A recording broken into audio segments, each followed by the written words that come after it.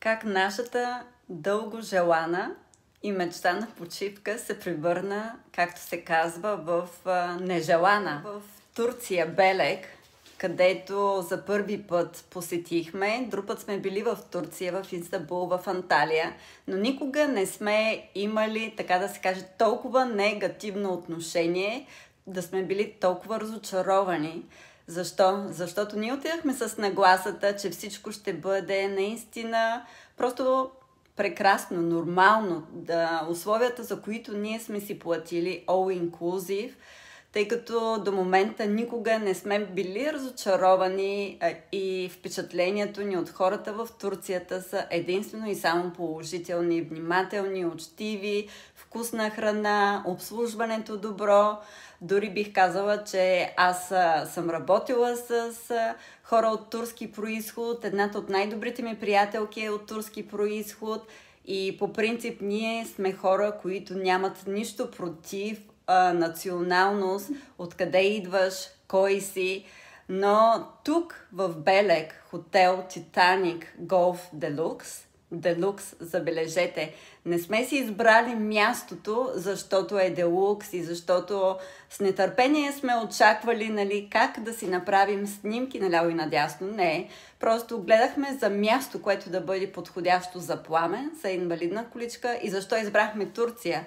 Именно за това, защото за вкусната храна, хубавото време. Запазихме нашата почивка с Туи, тук в Холандия. За втори път ни се случва да ползваме техните услуги. Предния път си спомням, че имахме някакъв малък проблем, но който се реши още когато бяхме на самата почивка. Тук се обаждах няколко пъти, още първия ден, когато пътувахме в таксито, където шофьора, забележете, се държа абсолютно арогантно. Каза, че не го разбирам, защото не съм на неговото ниво, за да мога да го разбера той какво ми говори. Че не е информиран един от пътниците, че ще бъде на инвалиден стол и въпреки всичко аз му показах, че е направена резервацията по този начин. През цялото време този човек, не мога да го нарека господин, който беше на възраст, се държа абсолютно арогантно. Говореше на висок тон, караше бързо. Когато го помолих най-учтиво да престане да се успокои и да кара нормално, той каза: сега ще ви върна обратно, вие за коя се мислите, няма тук въобще се занимавам с вас. И Пламен супер много се напрегна и през цялото време имаше някакви такива обиди спрямо мен. Непрекъснато едно такова, как да кажа, ти коя си, ти не си на моето ниво, за да ми говориш или за да ме разбереш. И аз казах, ако не си промените отношението и не намалите скоростта, аз звъня на полицията. И той тогава каза, какво ме интересува, звъни на когото искаш, аз се обаждам на шефа си. Казвам, много добре. И през това време звъннах в Туи, за да обсъдя ситуацията. Те казаха, много съжаляваме, но нищо не можем да направим по въпроса. И така, както и да е, стигнахме благополучно до летището в Амстердам. Там всичко мина нормално през първия ден. Кацнахме благополучно в Анталия. Оттам ни привозиха до Белек, за който бяха информирани за друг хотел, забележете. И аз посочих нашия хотел. Но пристигнахме, може би, 11 часа вечерта. Настаняването беше нормално. Заедно с майка ми пътувахме, Пламен и аз, тримата. И разбира се, 11 вечерта казаха, има, може би, 1 или 2 ресторанти, които са отворени. Може да посетите, да огледате къде ще може да вечеряте. Намерихме си място, където да седнем и да вечераме и до нас седна едно семейство. Не попитах откъде са, но те попитаха, вие за първа вечер ли сте? И така се заговорихме и те казаха, имайте предвид, че тук стават много недоразумения. И аз така отчудващо погледнах И си казах, защо? Хората в Турция са учтиви, внимателни, никога до сега не сме имали проблем.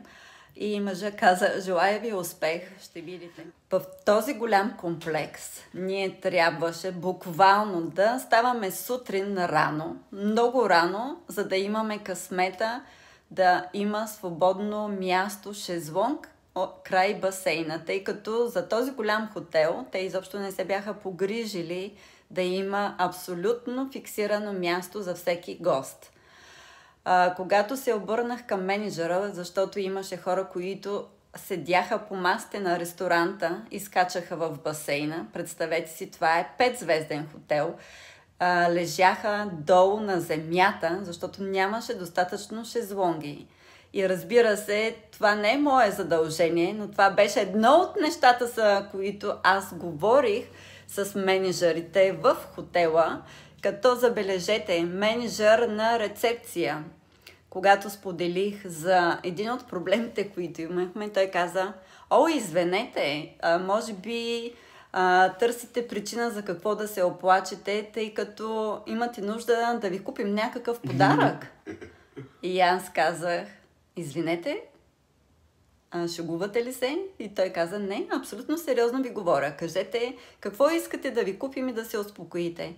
И аз казах, благодаря, няма нужда да ми купувате подарък, мога да си позволя и сама, но искам и бихме искали да получим отношението, за което сме тук. Ние сме 2 седмици на почивка, целият персонал Първо, имахме забележка за облеклото. Най-вече аз. Забележете, това е рокля, която е купена точно от Турция. Няма как да ви покажа в цял размер, но имаше забележка за моето деколте. Насочено единствено към мен. А това е рокля, която е купена точно от Турция.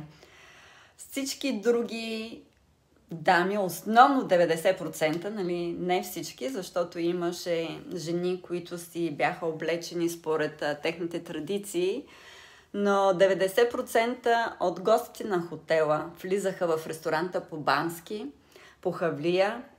Мъжете бяха само по шорти, но единствено идваха да ми кажат за мен, вие не сте облечена подходящо. Кое не ме е подходящо? Деколтето ви. Не мога да разбера защо другите могат да влязат в ресторанта по къси панталони, вие имате забележка към моето деколте. Това е рокля, която е купена от Турция. Ами, не може. А защо не може? Аз съм християнка. Аз уважавам вашата религия, но моля, като ваши гости, да уважите и нас, и моята религия като християнка. Също така, това, че ние идваме от България, беше един от минусите за тях, защото когато ни питаха откъде идвате, така и така, и ако кажа от България, веднага се променяше отношението. Но, ако спомена, примерно, ние идваме от Холандия, заповядайте, госпожо, къде да ви настаним? Тук удобно ли? Не, може би тук е по-добре за вас. Дискриминация. За да не изпадаме в пълни подробности и да ви оттекчаваме, накратко казано. 5-звезден хотел, Титаник, Делукс. Ако трябва да ви го препоръчам, не бих ви го препоръчала, защото персонала се държи абсолютно неуважително. Менеджерите по никакъв начин не взеха някакво постъпление нещата да се променят и забележете, че всеки един менеджер единственото, което предлагаше е някаква компенсация като бутилка от шампанско или безплатна вечеря. А това, което аз се опитах да обясня е, че ние сме си платили all inclusive за 2 седмици. И не е необходимо да имаме специална маса или да си поръчаме, отделно да ни поръчат шампанско, защото де-факто ние сме си платили за това обслужване, за този сервис и най-вероятно, когато сме си платили нашата почивка, бихме могли да си платим и безплатната вечеря. Единственото, което искахме да получим е добро отношение, уважение, да не ни дискриминират и разбира се, нормално поведение от страна на персонала, така както се държаха уважително към хората от другите държави, няма да споменавам, Но ако един британец говори английски, знаем всички как те говорят с акцент, бъде разбиран и в следващия момент една българка започна да говори на английски, изобщо не смея да твърдя, че моят английски е флуент. Не, изобщо. Но мисля, че без акцента на бритиш е много по-лесно разбираем, отколкото дали ще е бритиш или американски акцент. Така че направете си сами сметка и равносметка. Защо България е все още нежелана в някои краища в Турция? Разбираема, когато има конкретен човек, който да не ви харесва или конкретна група от хора, които да не ви харесват. Но как бихте се почувствали, ако за 2 седмици почти 95% от персонала се държеше по начин, по който изобщо не беше заинтересован да ви сервират, да ви обслужат нормално, да покажат уважение, отношение. Но не на последно място искам да благодаря на този малък процент от хора, те знаят кои са, за това, че направиха дори и малките моменти, в които имахме възможност те по някакъв начин да ни обслужват, ни накараха да се усмихнем и да забравим негативното преживяване.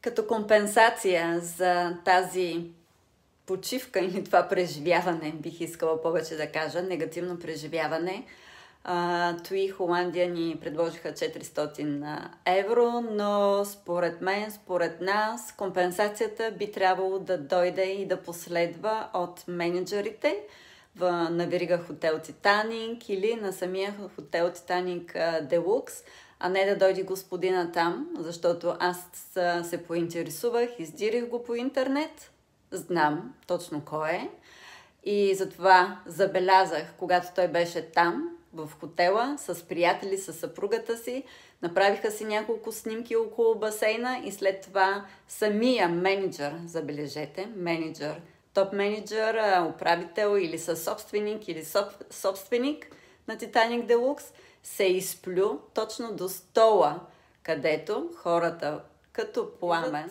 влизаха в басейна. Ами, сами си направете извод. Дали бихте имали желание да отидете на такова място?